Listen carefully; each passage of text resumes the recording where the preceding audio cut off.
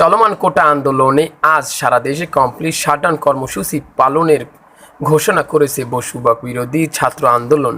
বৃহস্পতিবার রাত্রে সার্জিস আলম ও আসিফ মাহমুদ ফেসবুকের এক বিবৃতিতে এই কর্মসূচির ঘোষণা করেন।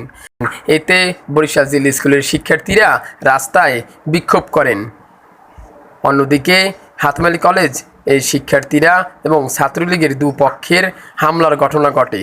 এতে এক শিক্ষার্থী গুরুতর জখম হয়, তাকে চিকিৎসার জন্য শেরেবাংলা মেডিকেলে নেওয়া হয়েছে।